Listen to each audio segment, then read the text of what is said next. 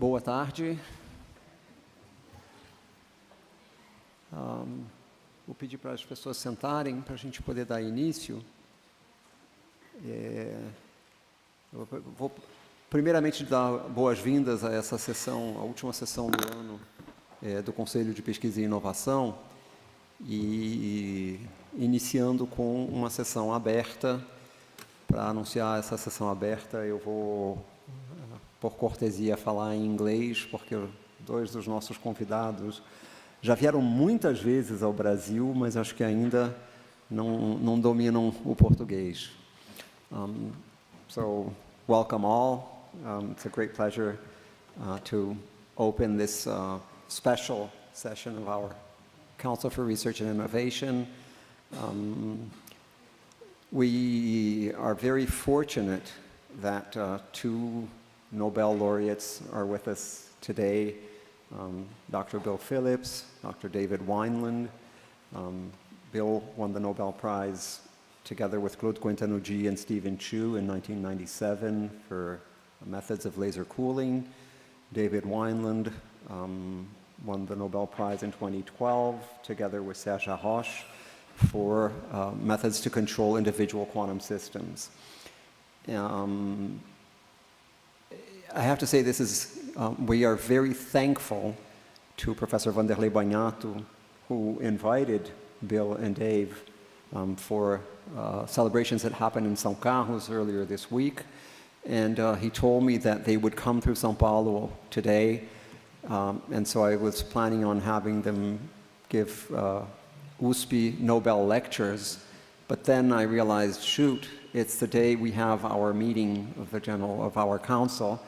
So the only idea I had was to put the two things together and have this special session. I think it's really a privilege for us to have them here. Now, coincidence have it, we are also very fortunate that Professor Carlos Henrique de Brito Cruz, former scientific director of FAPESP, former president of the University of Campinas, currently vice president for Research International Relations at Elsevier. Brito is here in São Paulo this week. I had told him that we would probably have a seminar with Bill and Dave, whether he wanted to come over, and then it occurred to me, well, why not have him join us here in the meeting? And also together with Bill, as you see, this was all put together really last minute, and just to take advantage of their presence here, Bill said, well, we should do this as an interview, like as a, Dave said we should do this as an interview, as let's, have an open discussion instead of having them present formal seminars. Now, I should apologize for us beginning late, because both Dave and Bill worked at the National Institute of Standards and Technology, did most of their careers there, in the time and frequency division, right, for Dave, for Bill in the atomic physics. Well, kept changing its name, but both of their works were related to atomic clocks. So timekeeping, precision, and so it's kind of embarrassing that we are starting late. When talking to Bill, he mentioned one of the things he wanted to bring across is the importance of basic research, of the generation of basic knowledge for our societies in general, the role of curiosity-driven science. And so I think we should center the discussion around that.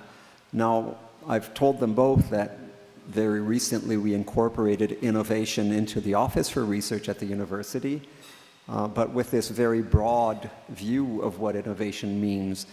And I think they can tell, we can take advantage of their expertise to showcase how a curiosity-driven theory, quantum mechanics, has led to so many advances in society these days. Everything we do now relies on somehow quantum-based technologies.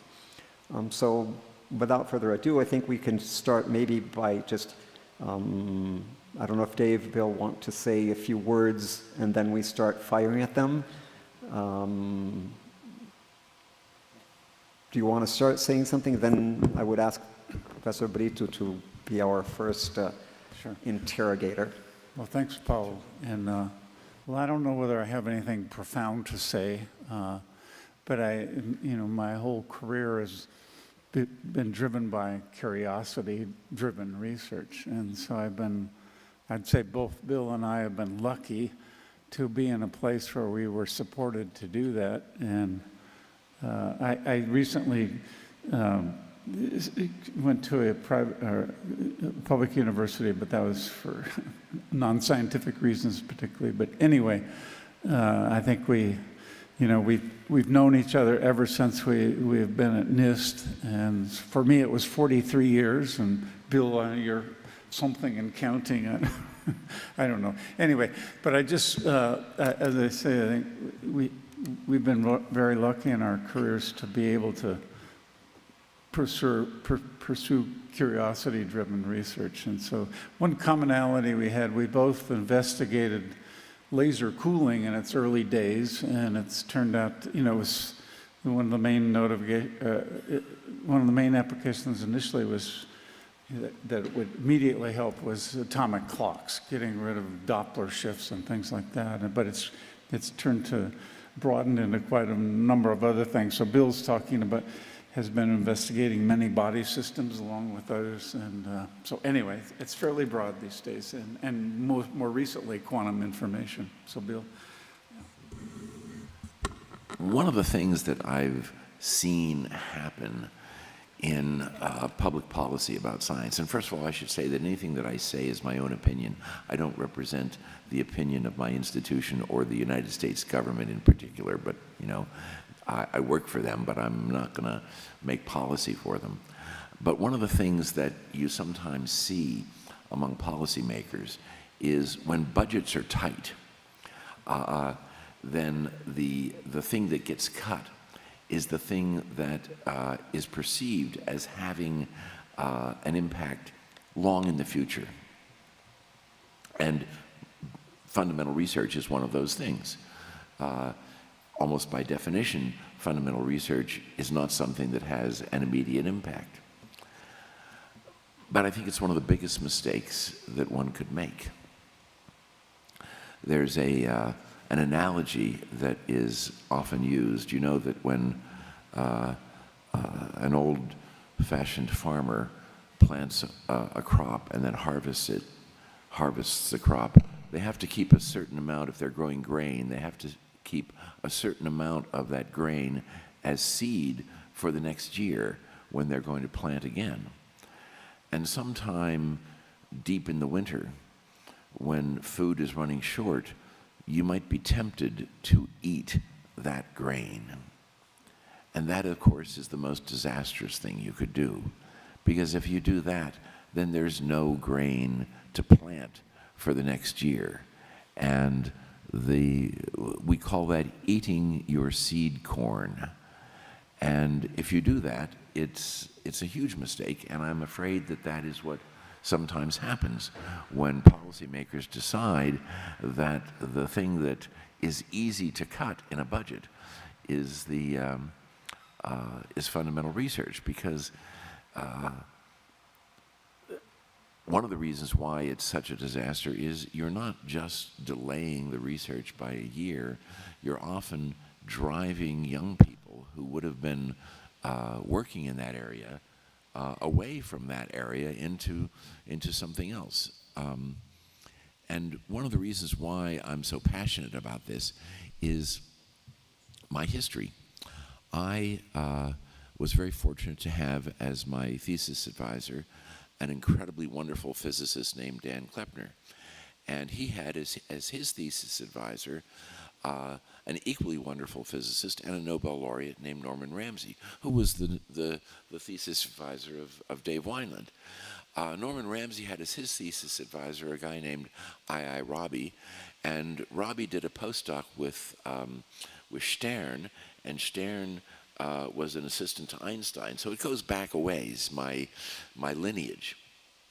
But the reason I'm telling you this story is that in the 1940s, Robbie before I was born, Robbie developed a technique that we now call the magnetic resonance technique. This has grown, and the reason he did it was he wanted to study the properties of atomic nuclei, just because he was curious about what these things acted like, not because he thought that it would be good for anything, just because he wanted to study the properties of these nuclei. This led to things like magnetic resonance imaging. But more relevant to my own career, it led to atomic clocks. And atomic clocks led to things like the global positioning system, the satellite navigation system, without which today it seems that people can't find their way to their local grocery store if they don't have their satellite navigation system on. No one imagined that these were the kinds of things that were going to result from atomic clocks. And the development of atomic clocks, Ramsey put more developments into the atomic clocks, and Kleppner added even more to that. And I am, one later result of that, and have had some contribution to the development of atomic clocks myself. The kinds of things we did in my own laboratory were originally motivated because we wanted to make better atomic clocks. But then we started to see stuff that didn't quite make sense. It wasn't really relevant to, we thought, to the idea of atomic clocks, but because we worked in an institution, as Dave said, that supported the idea of curiosity-driven research, we went ahead and tried to figure out what was going on. What we discovered as a result made possible the current generation of atomic clocks. Had we not followed that path of curiosity, we would not have discovered the things that made the present generation of atomic clocks possible. The kind of atomic clocks that we just visited yesterday in our laboratory visits here in Brazil. This interplay between research that's motivated by specific goals and research that's simply motivated by trying to understand what is going on in the world is so important. If we give a lower priority to that latter kind of research, the kind of research that is motivated by curiosity, by a desire to understand how the world works, we will not have the tools that allow us to do the research that leads to applications and products or societal impacts. And that's a really important message that I think every policymaker needs to hear.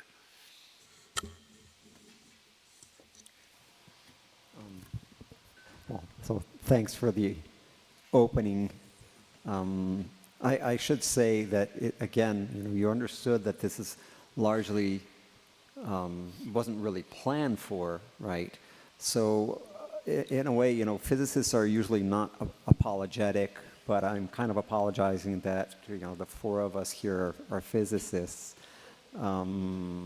It's really just by chance, but we're not going to talk only about physics. And I think the ideas that Bill is bringing across are really, Bill and Dave, about how we advance as a civilization, as societies, by this innate curiosity that we have. This is what really takes us forward, and we have to support that. So, Brito, please. Thank you, Paulo. Perhaps I can help you with your statistics. I'm an engineer by undergraduation, even though my PhD is in physics.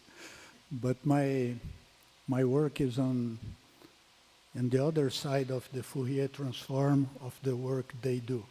I look at short pulses and broad spectra. But the point I wanted to bring here is, perhaps Bill and David could comment for us. I'm going to try to think about four things. There is basic research and applied research. And then there is university and industry. University is an important place for research, and industry is also an important place for research. And for example, in the case of the United States, I've learned a few weeks ago that the expenditures towards basic research done by industry changed from 15% of the total for basic research in the US in 2005 to 36% in 2021. So it's more than double, which means in some way industry in the United States is interested in basic research. Could you comment about this? Tell us about this system of research where industry is so important. I'll just point out that this is very relevant for Brazil, because in Brazil, the amount of research done in industry is very small. Very small, it's small. And if you talk about basic research, it's even smaller. So perhaps we could learn something from your views about the United States on this.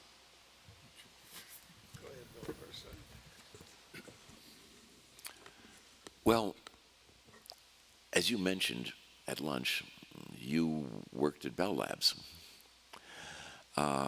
In the 1940s, 1950s, 1960s, Bell Labs, so this is the telephone company, okay? And at that time, the telephone company in the United States was a monopoly. There was only one telephone company, and it was a money-making machine. They had so much money that they hardly knew what to do with it. And so they spent a lot of it on Bell Laboratories, where some of the research was in making better telecommunications, and some of the research was just for fun. And Paulo mentioned Steve Chu, who shared the Nobel Prize in 1997, later became the Secretary of Energy under Obama, the first cabinet officer ever appointed who had a Nobel Prize before becoming a cabinet officer. But the work he did at Bell Labs was the work that led to the Nobel Prize in large degree. That never affected anything having to do with telephones or communications, at least not in the near term. In the long term, clocks are really important, as it turns out, for communications. But that's another point. The point is that Bell Labs was a kind of a paradigm of what I thought as being the ideal of industrial research. It had a mix of different kinds of research, some of which was relevant to the products that the company was making and selling, and some of which was not very obvious, but was just done for the health of the organization. That model has more or less been lost. On the other hand, the statistics that you just gave us gives me hope that perhaps there is a kind of a renaissance of that. But American companies, I think, the better of them, the ones who have a more comprehensive view of the way the world works, have understood that research is really important. In the heyday of industrial research, when Bell Labs was so prominent, lots of other industries had similar laboratories. IBM, even a place like General Motors, had research laboratories. Not so much today, but it seems to be coming back. Places like Google and Microsoft are investing in things like quantum computing, something that Dave is a pioneer in, that came from research directed toward clocks, where I don't think anybody ever imagined that research was going to lead to quantum computers. Another example of how research has fruits that one can't even guess at. But I'm not doing a very good job of answering your question yet. But I think that, well, let me tell you a story. So a guy named Norm Augustine, who was at the time, the CEO of Lockheed Martin, a huge company, many, many billions of dollars of revenue, told a story about how his company had developed an idea for a new product, and they were really excited about this product. And they were going to spend the next couple of years developing this product into something that they could sell. And they were so excited about it, they invited Wall Street investors to come and hear their presentation about how wonderful this new product was going to be. When those Wall Street investors left the meeting, they immediately told all their clients to sell the stock of Lockheed Martin because they thought it was irresponsible to spend money on something that would not yield profits for several years. Augustine told this story to indicate this is what was wrong with American industry. And I think what we're hearing is that maybe people are starting to get it right. That if you want to make money in the future, you'd better spend money on things that aren't immediately going to make money right now. And I think that the most enlightened of the leaders of American industry understand that. Now, the fact of the matter is, a lot of them are just hoping that the federal government will provide the money that finances that research in the universities, and they will then be able to make use of it some years later. And there's nothing the matter with that. But I'm really happy to hear that maybe they're spending some of their own money on it. You want to say anything, Dave? Maybe Dave, would you like to say a few words, especially, maybe you could talk us a little bit through, how your research on clocks led to quantum computing. Well, I can say a little bit. Just a few words, obviously not because we've heard many lectures on that by Dave before. So I would say that, there's no real fine line between university research and what goes on in companies. And a good example of it is this idea of quantum computers that people, there's now many companies trying to actually build useful ones. And what I find interesting, obviously they certainly want to, in their development, they want to keep certain secrets, but what I'm finding is that, in fact, some of my former colleagues that have gone into companies, they're still publishing basic research papers. So and I think that's great because they haven't cut off a connection with the university basic research. So I think right now it's a great situation, and it's not real clear, how far quantum computers will go. They have, I think they certainly will have use, maybe not as quite as wide ranging as people are hoping, but anyway, I think it's just still a very healthy environment. We're not cut off from the universities, even though we're doing basic research in the lab. And just to say again, they publish in regular research journals, so we can learn a lot from them still. So.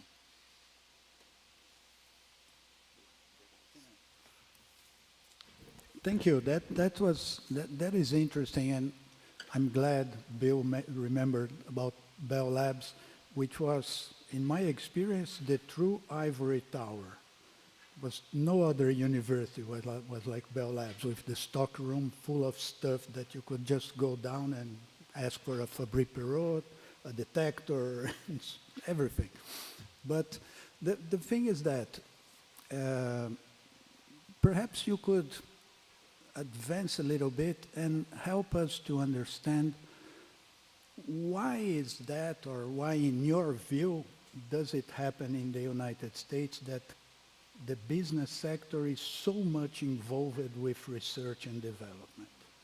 What drives them towards having 1 million researchers now? The actual number is that. It's more than 1 million persons doing research in the business sector in the US. What's your thinking about that?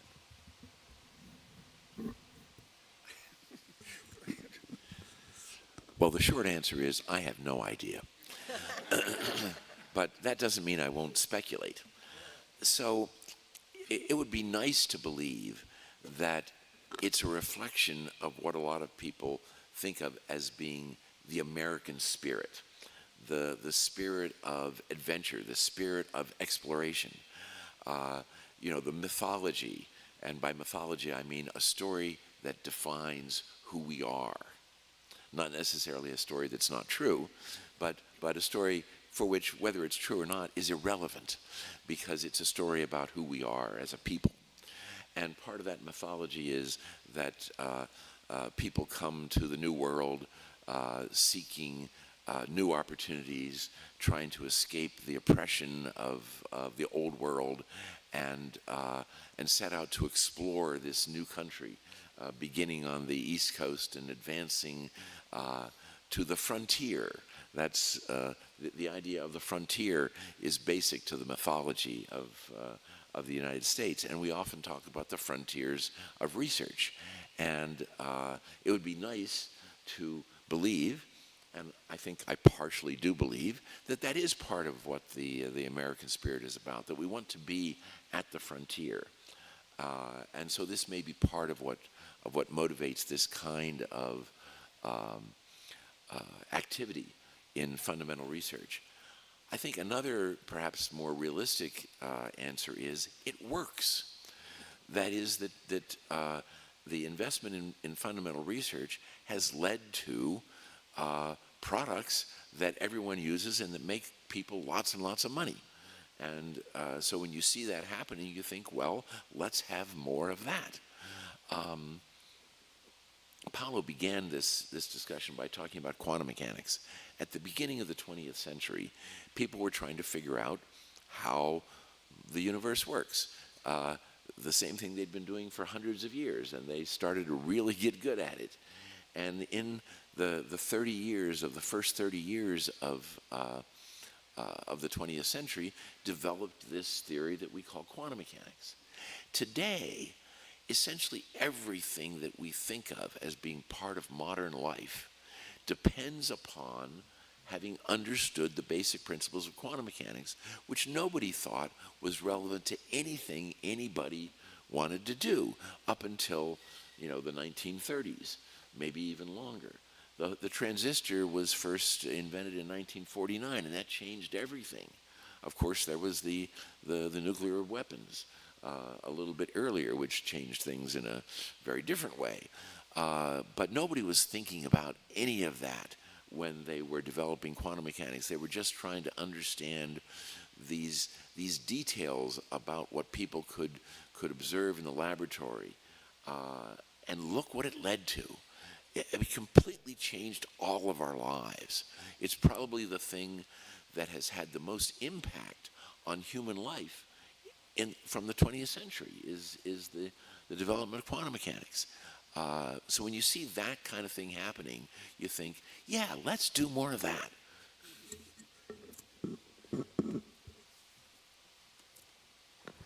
Can I add just to that sentence?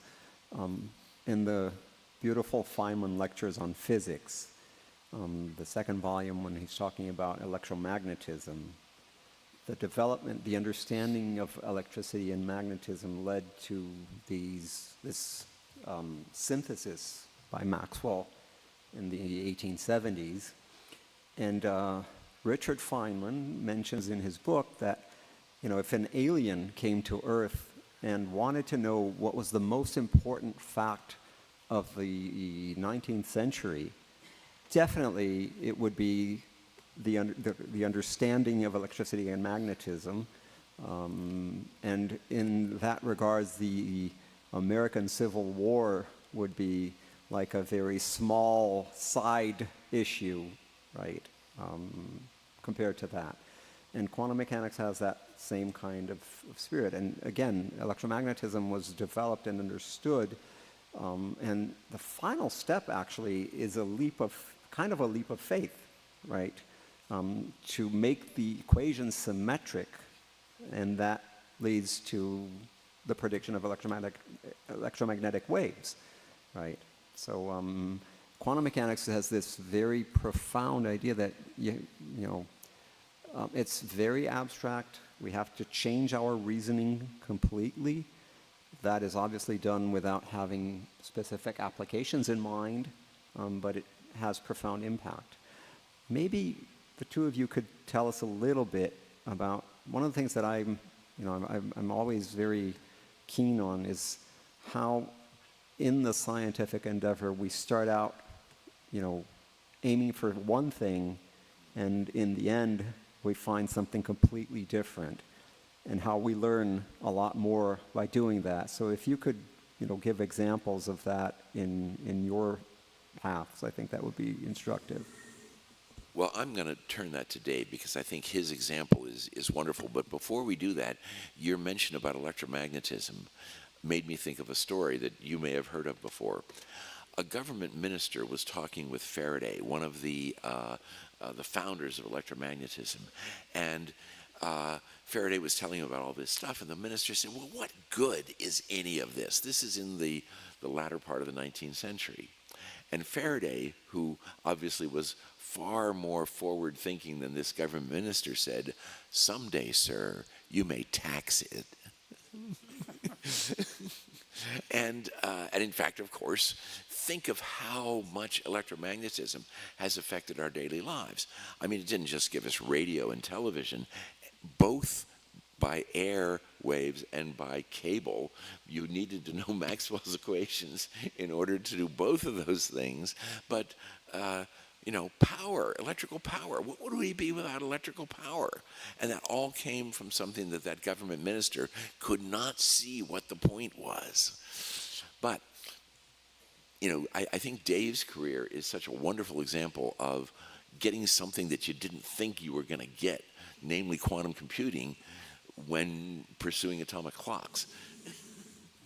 Well, I mean, certainly, I didn't start out at NIST thinking about quantum computers, but I was trained as an atomic physicist, and in fact, as Bill pointed out, my thesis advisor was Norman Ramsey, and he and his colleague Dan Kleppner had invented and demonstrated the first hydrogen masers, which are it's like laser. M stands for microwave versus laser, versus light, but the basic idea is just the same as a laser. Anyway, so these clocks, they're actually still used. They're maybe not the highest performing clocks, but these hydrogen masers are still used. And anyway, what I wanted to say, so I after bouncing around a little bit, a position came open at NIST in the Colorado site, and there is where atomic clocks were. And so there was a position open in the time and frequency division, and I was happy. I actually had tried to find an academic job, and I got some offers, but it would have been difficult to do some basic, really the kind of basic research I wanted to do. So I was happy to go to NIST because at least I knew what atomic clocks were and I can contribute. And anyway, I think this part of the story is the same for both Bill and I. We were lucky to have wonderful administrative advisors, and in fact, for both Bill and I, the key person was her name was Catherine Gebbe, and she was the director of one of the institutes there. And anyway, but she had this philosophy of it. Her basic philosophy was she didn't want to direct research. She said she wanted to find good people, give them money, and let them go. And so luckily, Bill and I were one of her chosen people.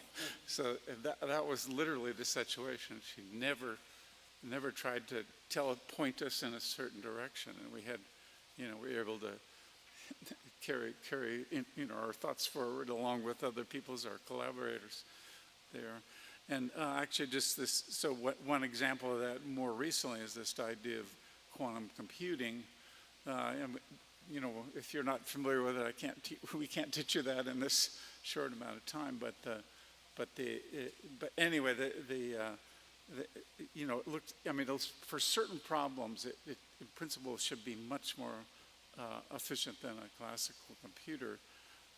But anyway, what I wanted to say was that we were able to see how we could do some of the elements of this quantum logic. And in fact, one of our small claims to fame at NIST in Boulder, Colorado, is we could do the first entangling quantum logic gate. And so it's sort of elementary part of this idea of quantum computing. But now, many labs, and certainly now industry is picking up on this. So some of our former collaborators have started companies trying to make a quantum computer. And anyway, we'll see where this goes. But even if we don't realize the dreams people have now, I think it'll have a place always in future industry, because the efficiency of the computation methods are so astounding. So, but time will tell.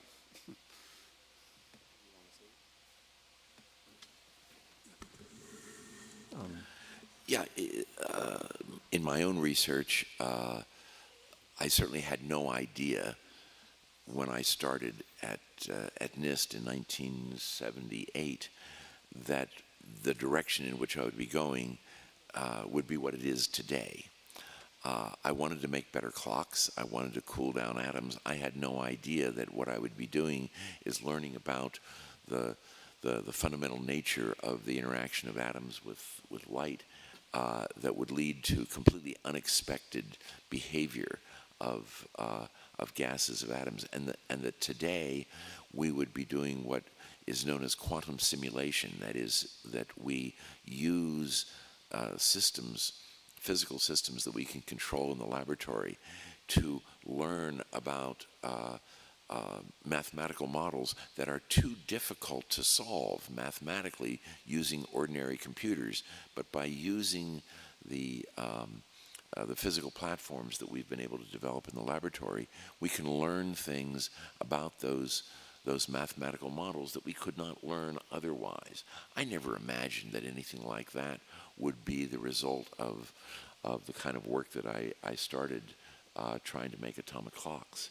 And one of the key points was that our managers, like Catherine Gebbe, encouraged us to explore these different areas, not telling us, oh, you should look at this or you should look at that, but that you should follow your nose. When you smell something good, follow it. That was the kind of message we got from her.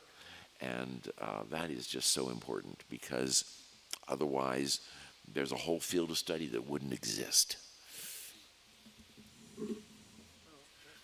Let me follow on that, but what you're describing reminds me of a little piece that I saw there is this book that came out last year, The Chips War, the thing about the microelectronics. And then there is this director of research from Intel trying to convince Andy Grove to spend $1 billion in a new type of photolithography. And then Andy goes to says to the director of research, so basically you're trying to tell me we have to spend $1 billion in something that we don't know very well what it is, and we are not sure that it's going to work. And then the director of research says, yes, Andy, that's called research. But the thing is, how do you figure your manager was able to defend a budget in a mission-oriented organization? Because NIST was supposed to deal with standards. Well, it was the NBS by then, right? Standards. How was your manager able to defend and obtain a budget from Congress to work in this way? And do you feel this is still possible today? I think the most important thing is she had courage. Something that is perhaps in more short supply than we wish that it were, but she really had courage. And she had that ability to make the case to administrators. She could work both sides. She could talk to her scientists, she could talk to the politicians, and you need people like that. That is not something that is part of my skill set. I only go the one way, talking to the scientists, talking to the politicians, that's a different story. But you need people like that. You need people who can play in both arenas. And how do you grow people like that? I don't know. I think when Catherine started her career, no one would have guessed that she would have had the kind of success that she did. I don't think anybody else ever had 4 people get Nobel Prizes in their organization for which they got the prize during the time she was supporting them. And that is, they did the work for the prize during the time she was supporting them and got the prize when she was their leader. I don't think anyone else accomplished that. And at the beginning of her career, no one would have guessed that that would have been the stellar result of her career. So what is the special feature of somebody like that? I wish I knew. But her idea that said, hire the best people, give them the resources they need, get out of the way. She's not the only one who has said things like that. She was one of the few who actually did it. And it worked. I'm glad this is being transmitted, because I really hope that the message spreads across the university here. Hire the best people, give them, the means to their work, get out of the way. Please hold me, to these words, because this is a very important message. I wanted to maybe point out something that Dave said, and then open up for questions from the audience. So maybe, Marina, can I ask you to help us make notes of who wants to ask questions? Open for questions in the audience. And one of the things that Dave said, which I think is, important, these 2 guys are Nobel laureates. They're here with us today. They are very open and kind people. They're not extraterrestrials. And one of the things that Dave said that I've heard him say before was about, the results that he had from his PhD, from his postdoc. He just said that he was looking for an academic position and didn't find one that would immediately suit him, right? And so he went to do research where he thought he would be able to be creative at then NBS. And this person, who people weren't willing to bet on at that time, won the Nobel Prize. So I want this message to stick across, so that, the younger people in the audience be encouraged, not to just say, oh, I need to have a stellar record right away, and that's the only way I'm going to be able to pursue a career. And with that, I want to open to the audience for whoever wants to ask questions. Please, people, take advantage. These guys are fantastic. I know Elena wanted to ask a question. I think we're going to have to open the microphone. There.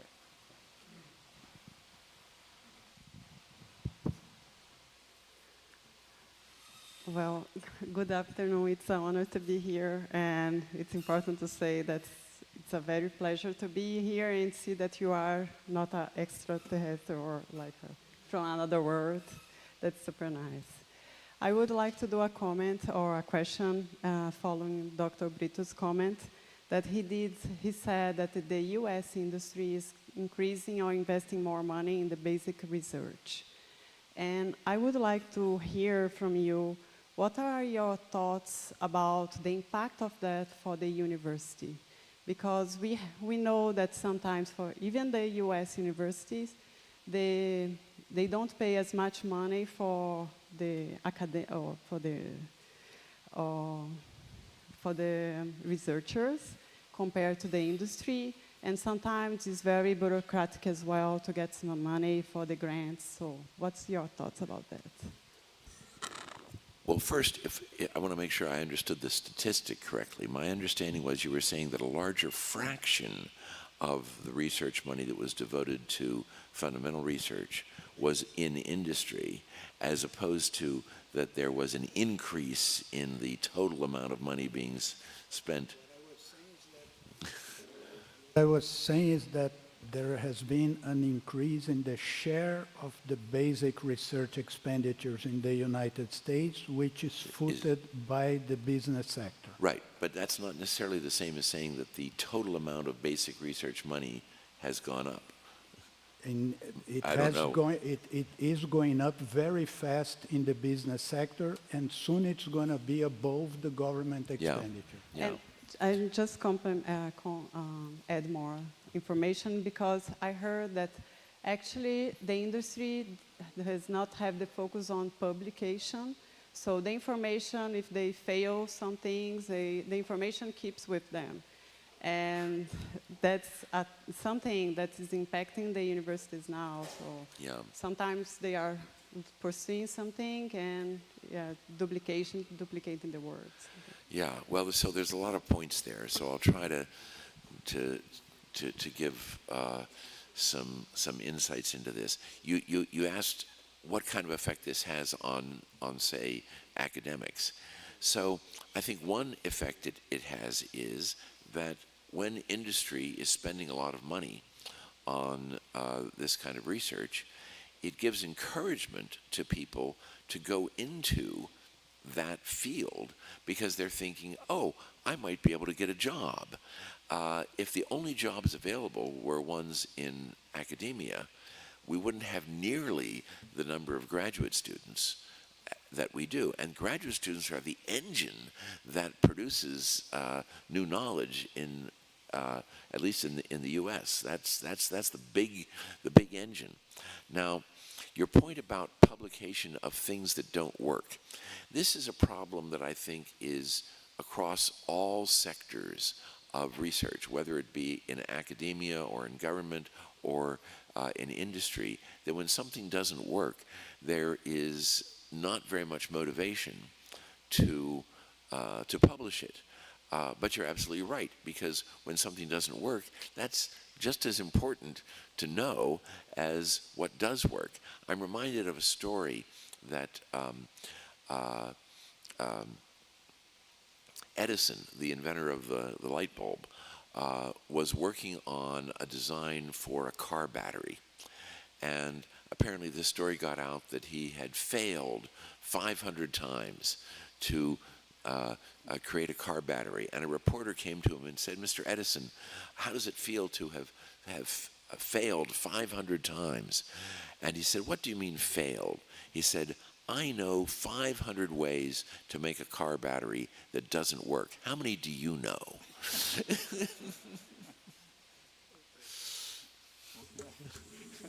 Just along those lines, our colleague Steve Chu has often said at lectures, as experimentalists, we try to do something and it often fails. And he's often said, fail as fast as you can because you're going to finally reach a success.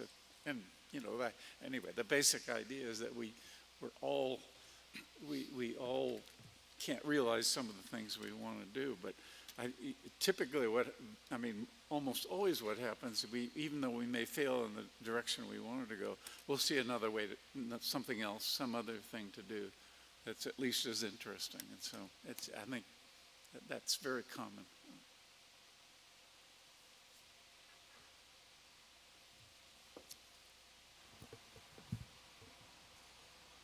I can't see where the question is coming from.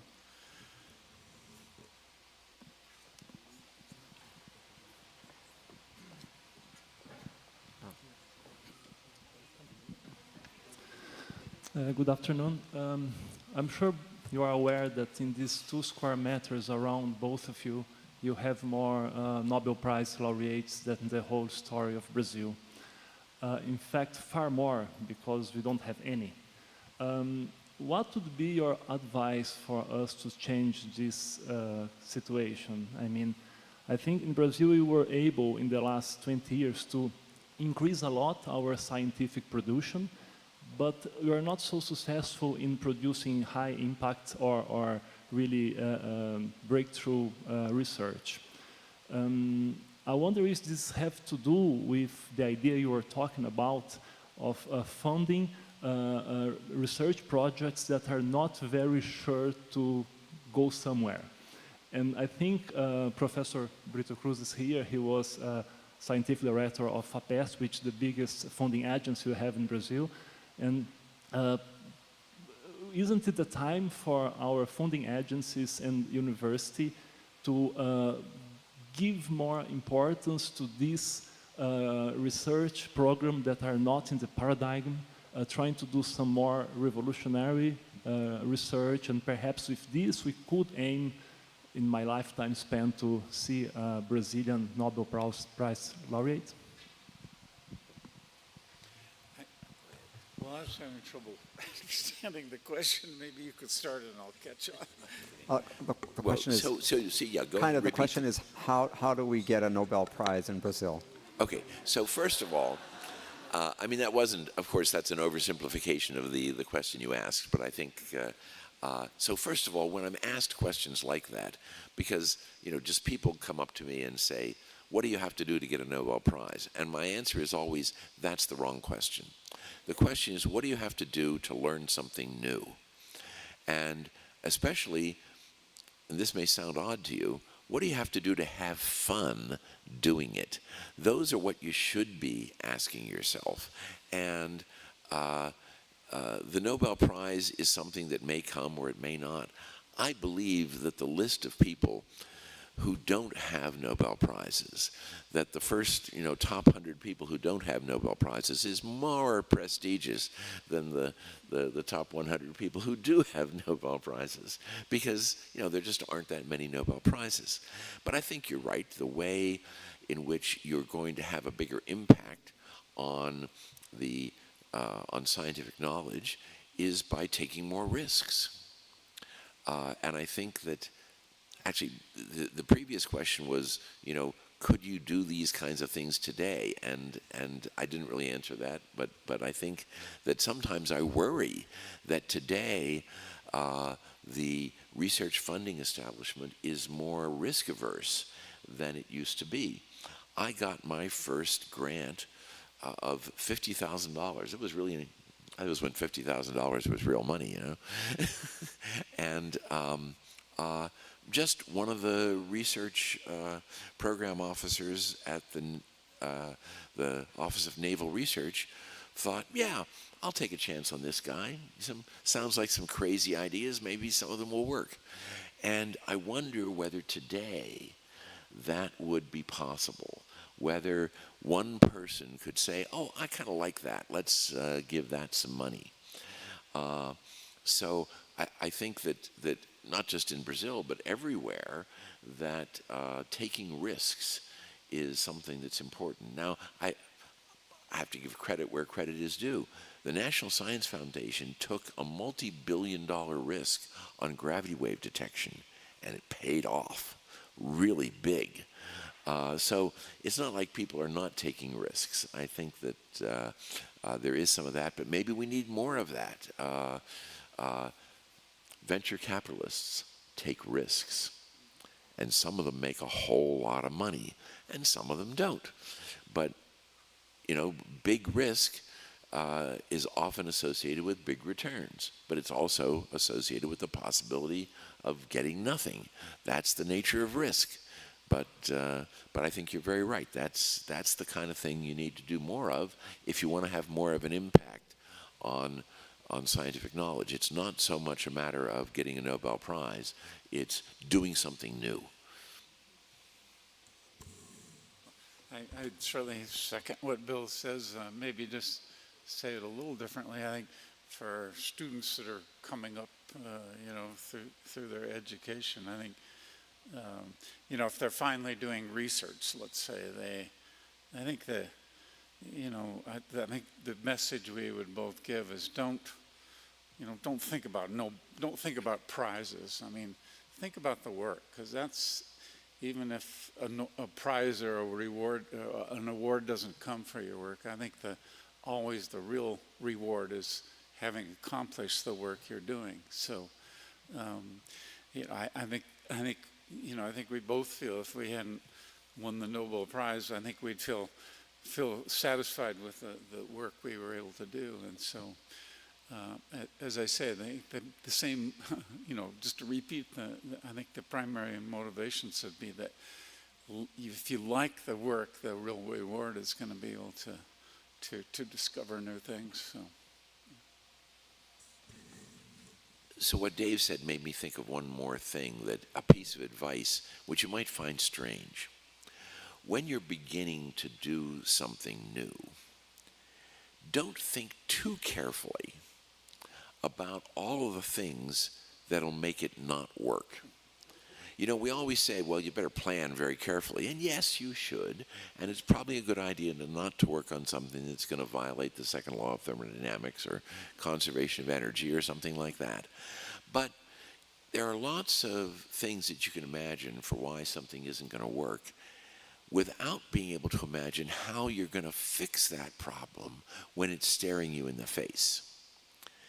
Lots of times, you solve problems as you go along. If you think of all those problems at the beginning, you might find it overwhelming. If we had thought very carefully about how laser cooling was going to allow us to make a better clock, we probably would have given up at the very beginning because it just wasn't going to work. But that's because we had no idea of knowing that we were going to discover something entirely new and that laser cooling was going to work a whole lot better than what everybody said it was going to, and that was going to allow us to make new clocks that we hadn't dreamed were going to be possible. And so that taught me a lesson that I pass along to you with the caveat that, you still have to pay attention, but don't try to discourage yourself at the very beginning. We have another question here, but Bill, I have to, on top of that, Richard Feynman's Nobel lecture, when he talks about his work, he says, that first of all, you have to fall in love with your ideas. It's just like getting married. You fall in love very young, and then after a while you realize that you have to work through the whole thing, but then you're hooked, right? You're already in love, and so you're going to pursue it. Jaime. Good afternoon. It's really a pleasure to be here. I mean, this weekend is very special to me. I'm having your lecture today, and I'm going to see Paul McCartney next weekend. So there are icons. You were telling about curiosity-based research and having fun. I remember that when I entered this university 30 years ago, I was very glad, I was very happy that I would work on the things that I want to work. I wouldn't have a boss that tell me to do something that I don't like to do. And nowadays, I think that the new researchers and new colleagues are not happy as we were some years ago. I don't know why. I would say that there is an expression that we could say anxiety-based research. Everybody's anxious, that in the very first paper they go to the best journal or best conference, and the fact that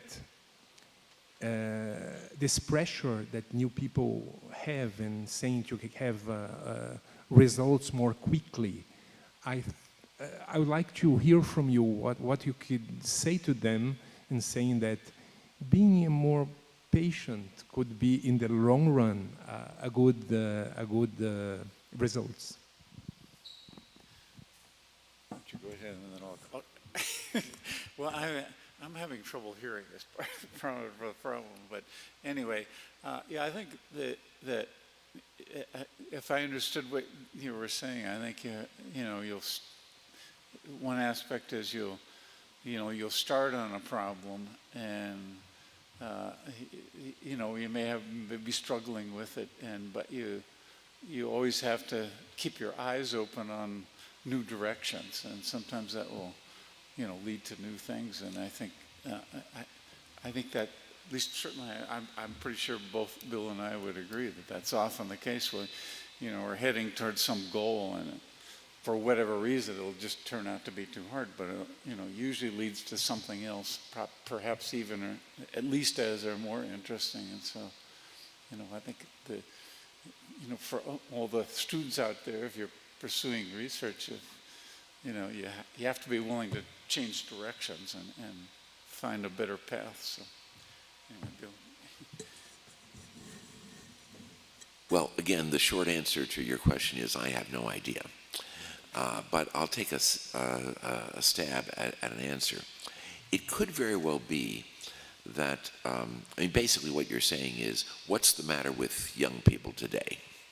Why can't they be more like we were? And, people have been saying that for the last 2,000 years. So it may be that it's not really a problem, that it's just that young people are a little different than we are, and we can't see the ways in which they are passionate about the things that they're doing. So when I look at how smart these kids are, Dave and I both gave lectures at the campus in San Carlos, and we were just astounded at how engaged and excited the students were. We each gave a lecture that was approximately an hour long, and then the students asked questions for another 3 hours. And that was just so wonderful. So I guess I'm not that worried about the young people. I think they're pretty good. We have some young people in the audience, and I would love to have, them break the barrier of embarrassment, of shyness, and ask questions. Please.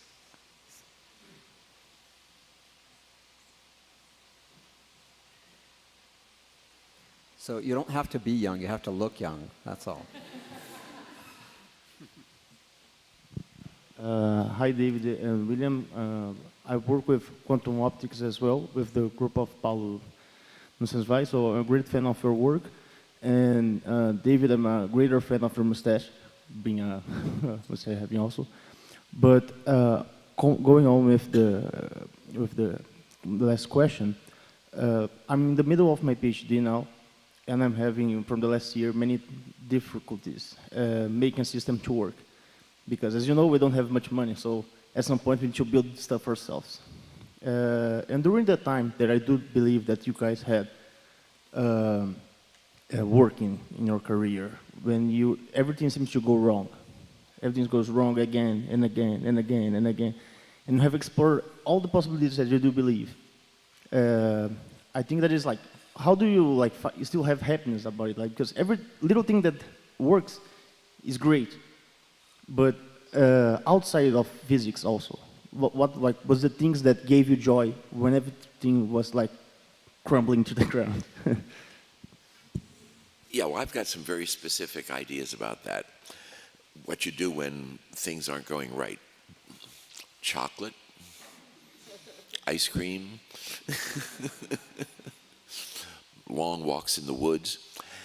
One of the things that at least some neuroscientists have discovered is that when we are facing a problem that is not yielding to our efforts, that sometimes it's helpful to stop thinking about it for a while, to go off and do something else. Maybe that something else is solve some differential equations that you've been thinking about before, or maybe it's, eating some ice cream with some good chocolate. Maybe it's going to a movie, but just thinking about something entirely different and then come back to the problem. And somehow or other, our brains are wired in such a way that it allows us to look at the problem in a different way. And sometimes that leads to a solution. In my own research, and this happens in everybody's research, I can remember times when time after time there was a problem. The magnet would short out, and I'd take it apart and wind a new magnet and use a different kind of insulation, and it would short out again. And I'd take it out and wind a new magnet and use still a different kind of insulation, and it would still short out.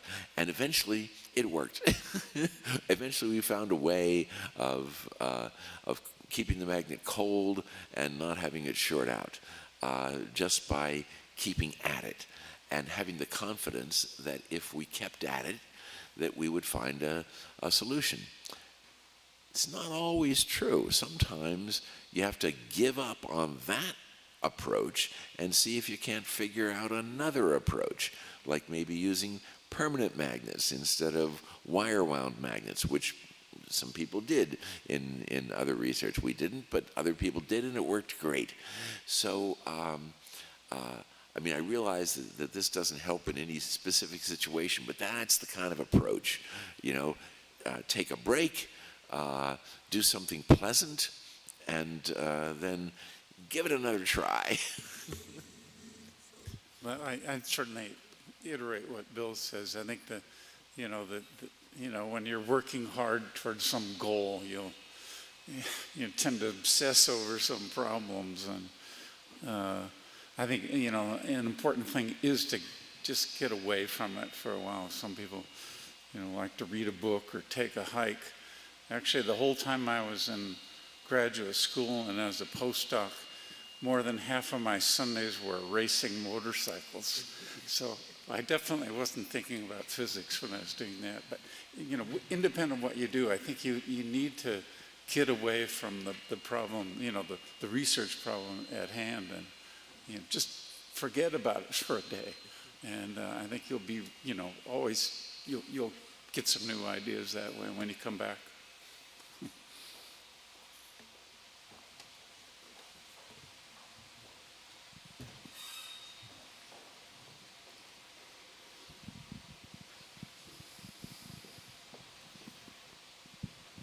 Well, I'm not young, and I don't look younger either, but, well, my question is, in this global scenario, in particular in Brazil, where credibility in science is being questioned by some sectors of the society, what strategies do you guys believe the scientific community can adopt to restore trust in research and in scientific methods? I'm still having trouble understanding. To restore trust in science and the scientific method. Oh my. That's an easy one. Yes. Or how about truth in general? Yeah. Well, if you want to go ahead and I can add what. Everybody should be listening to this discussion between them. So, for the third time, I have no idea. It pains me, really deeply pains me, to see that people reject truth and science.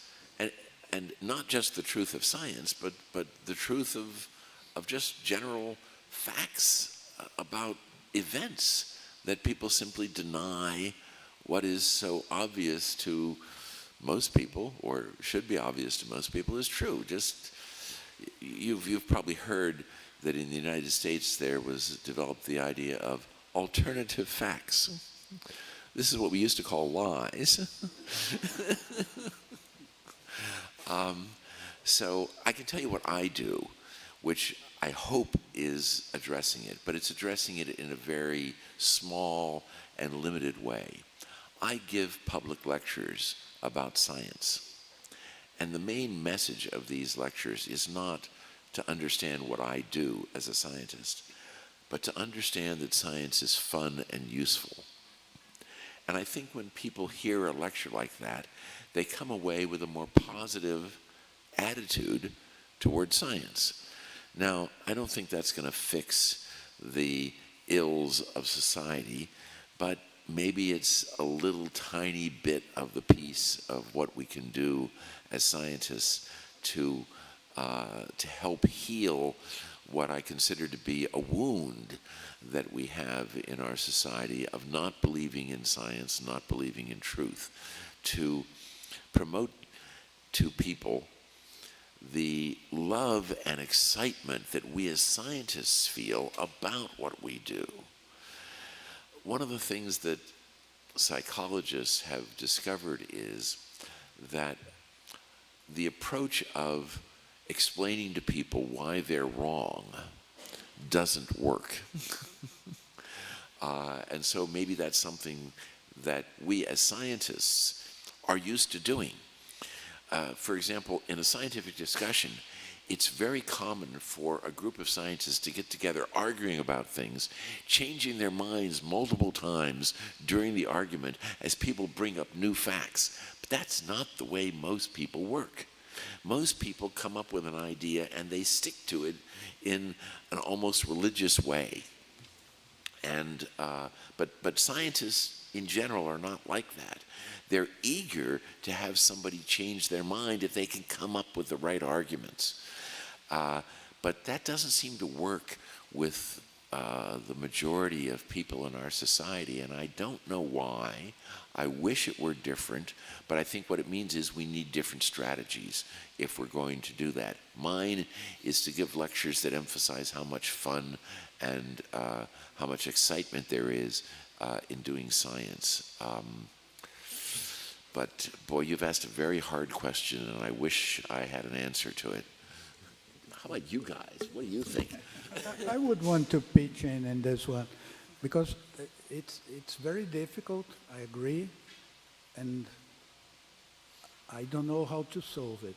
But it seems to me that one thing is to try to understand why is that this idea came in the public, right, in the public opinion. And something scientists might be able to do is to try to enlighten people about what science is and what science is not.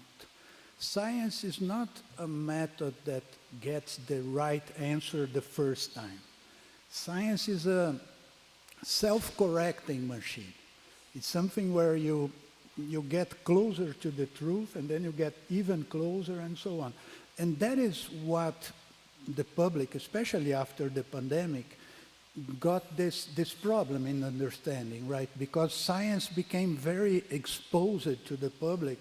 So when it's almost like that joke about when you visit a sausage factory, you never eat sausages anymore. It was exposed in its errors, and scientists make mistakes. They find wrong things many times, and other scientists point to that and correct, and they improve and they go ahead. But the public opinion was not prepared for that, because they tend to think that, okay, if a scientist said something, it is true. It doesn't have to be. So I think it's important to recognize that to the public, and to get them to understand this infinite correction steps that science uses as a community, not as one person that has a brilliant idea and that's it, it's solved. I'm reminded of a conversation I had once with a politician who said the trouble with talking to scientists is that they'll explain something to you and tell you one thing, and then they'll say, but on the other hand, and that's exactly right. They wanted to have a one-handed scientist, but scientists are well aware that the truth is not often something that is clear-cut, and that depending on the circumstances, things can be different. And politicians, and often the general public, don't want to hear that. They want simple answers. And how can we give simple answers to questions for which there are no simple answers? Maybe another thing we can do is to emphasize all the good things that science has done for us.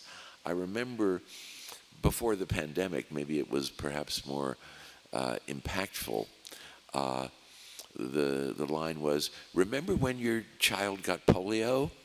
No? That's science.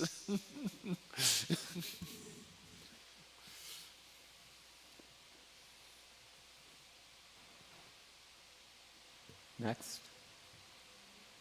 Hold on. Over here. I have a microphone. Do I make my question now or? Go ahead, All right. please. So first, thank you for being here. I was very excited to be here. I had labs scheduled for now. I had to reschedule it for yesterday just so that I didn't miss it. I'm going to follow the lead from my colleague from IFUSP. Unlike him, who's a PhD student, I'm an undergraduate student in physics as well. You talked a lot about failure is not necessarily bad, and when you deal with difficulties, try to do something else, go for a walk in the woods, or anything like that. Predictably, I've been having a lot of trouble in my degree, academically and just general. Have any of you ever been through a situation like that, be it a feeling of difficulty and fear of not making it through? I mean, I've thought a lot about switching to economics in more than one instance. I'm still here. I intend on following the academic career, but it's hard.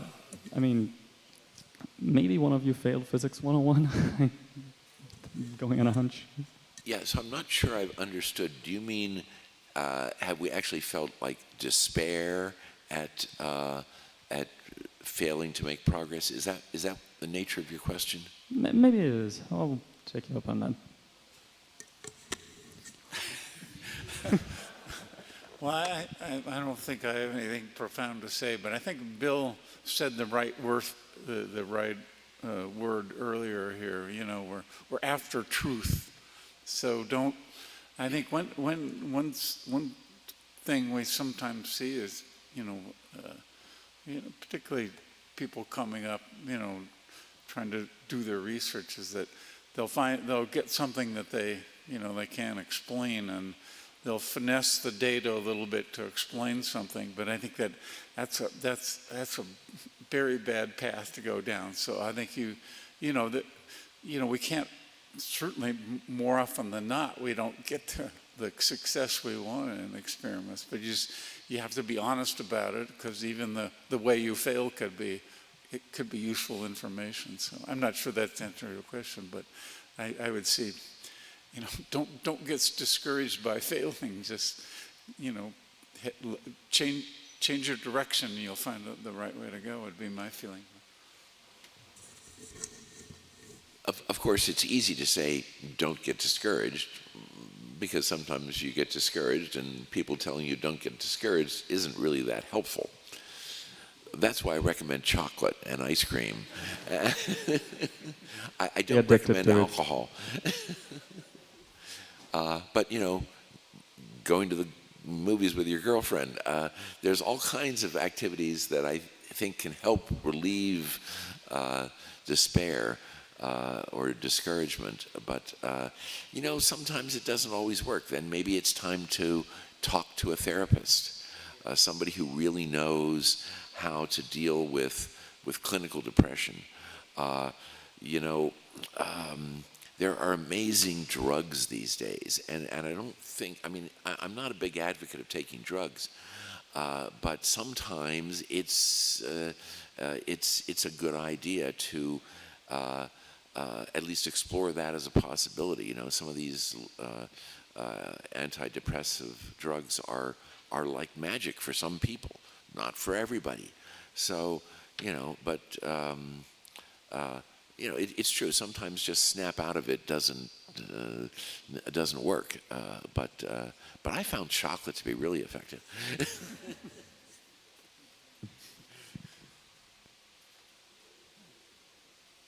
Maybe I can ask my question. Very nice to have you here, Professor Bill, Professor Dave.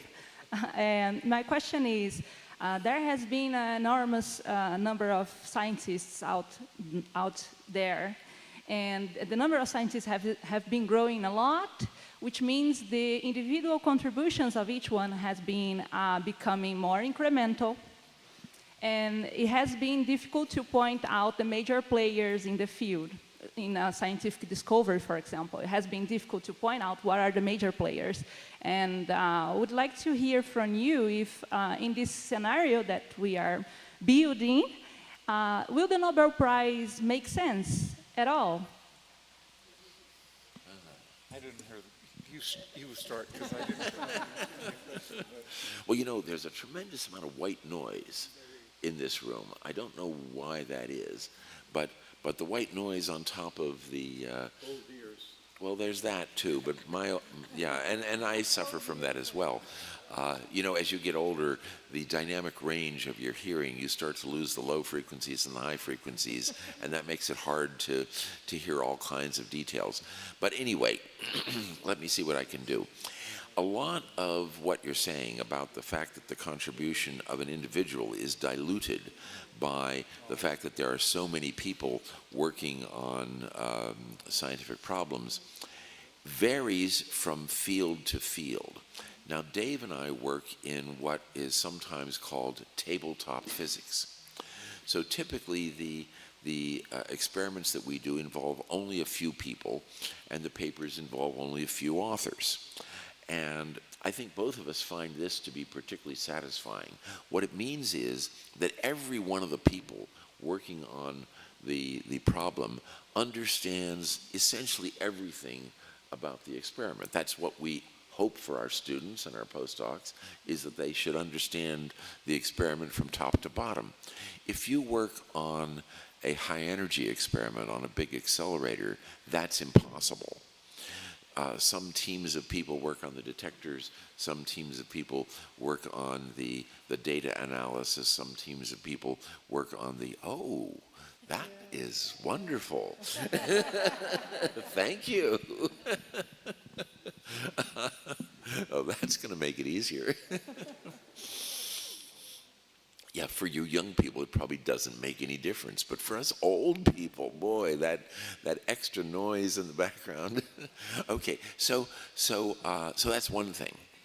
Now, the other question that you asked was, do Nobel Prizes even make sense in this context? And that's a problem that a lot of people have discussed, and that it's not clear that there are any good answers. You may or may not know that the rules of the Nobel Prize limit the prize to be given to no more than 3 people for no more than 2 things. So it's impossible to give a Nobel Prize that recognizes the team that discovered the Higgs boson, for example.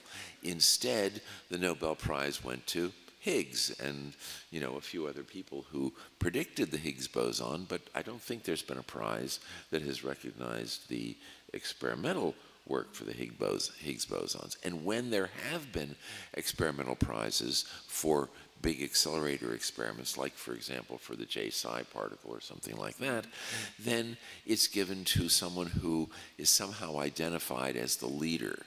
And that's a really hard thing to do.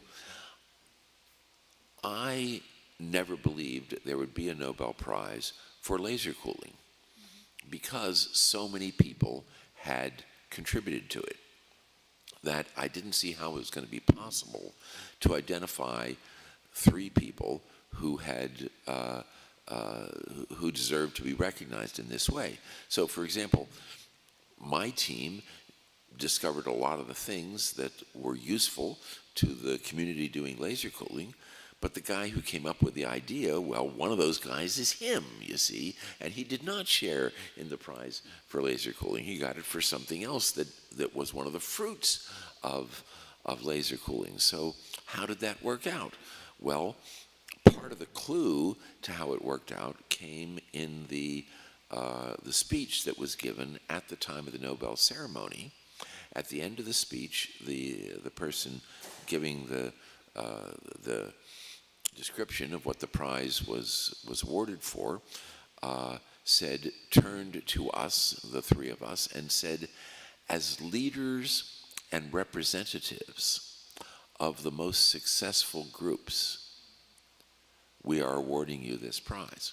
So that was the way in which they thought about it. Now, what it meant was that our colleagues who had contributed a great deal to this, who were perhaps younger, hadn't been with the program the whole time, they were left out. Some of them got prizes later. So I don't know the answer to the question. It might be that what needs to happen is to change the rules so that you can give a Nobel Prize to an entire group the way they do for the Peace Prize. So often the Peace Prize is given to an organization that has had and influence. But that's not possible for the scientific prizes. So it may be that it needs to change. I don't know. That procedure is not an easy one because it's based on what Nobel said in his will. So it's not an easy thing to alter, but it may make sense in the context of modern physics, and especially in the context of big physics, which is the other side of the tabletop physics that Dave and I do. You have some thoughts? You know, I mean, I think there is a problem because I think there, as Bill says, it's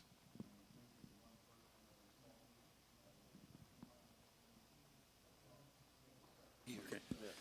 So, did you hear the first part of that? No, I think there is a problem because most often, there might be a big project where the leader of the project gets the recognition, say, through the Nobel Prize. And so I think there is that issue. And I think, the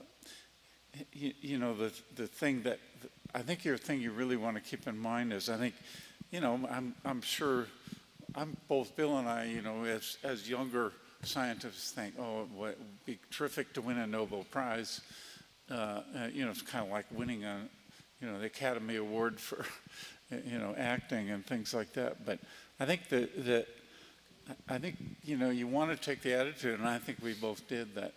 There was always that possibility, but that's not what you want to think about. You want to think about being able to, do interesting work and just take satisfaction from that. Because I think we both feel if we hadn't won the Nobel Prize, I don't think we'd feel any less satisfaction out of the work we've done. So, anyway, that's... And I absolutely agree with that. But at the same time, I think that the Nobel Prizes serve a useful purpose. I think that for a certain period of time, science is held up in a very positive light. And this has got to be good. For example, for the kind of issue that you raised, that it's good to have that kind of positive publicity for science, even though it doesn't last for very long. It's a good thing for that feature. Thank you. Do we already have another question? Maybe one thing I would like to add onto that issue about the limitation in Nobel Prizes is we shouldn't ever make a personality cult out of science. And so it's really, the recognition is a lot about the science that was achieved, and the people are these fantastic personalities that inspire us. But it doesn't mean that the other people who didn't get it are not as inspiring or did not contribute as much. So I think we have to keep that in mind.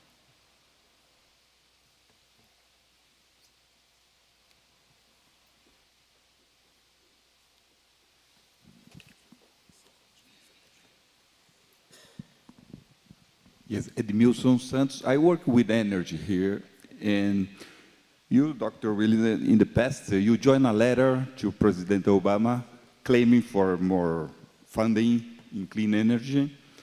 So my question is, after all this time, how effective you think your claim was, one?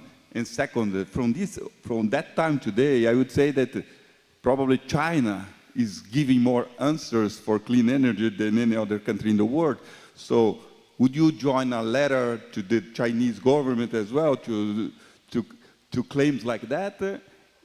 Or you would say that the other issues in China, like less transparency, less democracy, all of this would be a big barrier when the answer is for clean energy? Thank you. Well, signing a letter like that, of course, was relatively easy to do because it was such an obvious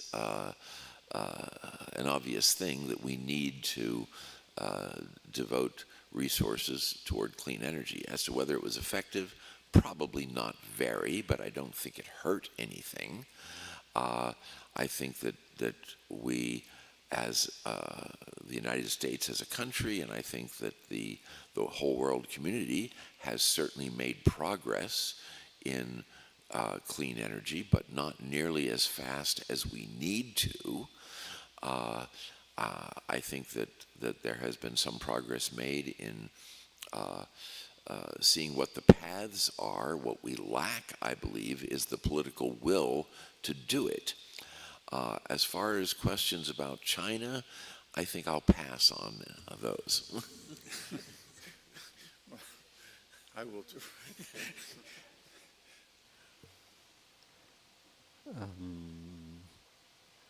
Let me make a suggestion.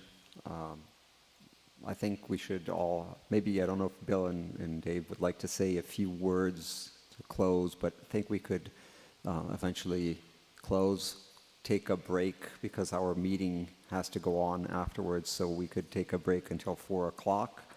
And if you guys want to come up and shake hands and say hi to Bill and Dave before they leave. So maybe you guys want to say a few words. I just want to say how thankful we are for the privilege of having you here, and also Brito for this privilege. Maybe a few words, and then we take a break until 4 o'clock. Sure. Well, I'm going to be repeating myself for a little bit. First of all, thanks for coming. It's always nice to be able to tell people about our pathways. And but I think, just coming back again, as wonderful it is to be recognized the way we have been.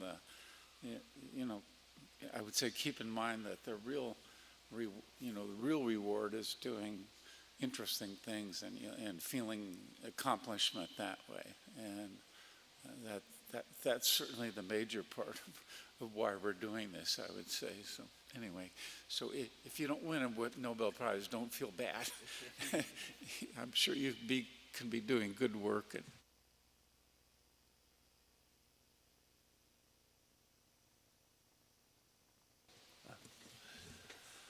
So in the last couple of days, Dave and I have had the very rewarding experience of talking with researchers, of interacting with young people, and it's been magnificent.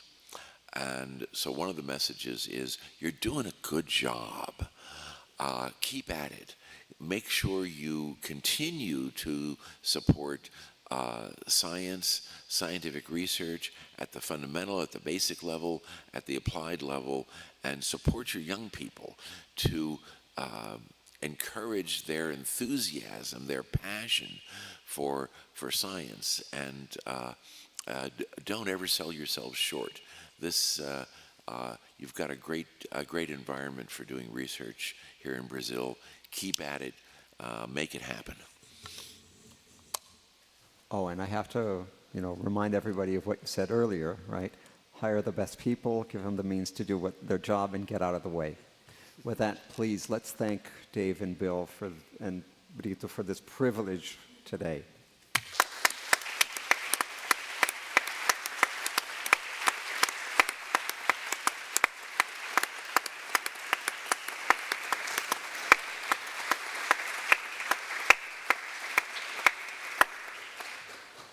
Don't be shy. We'll take a break until 4. If you want to come and say hi close up, please.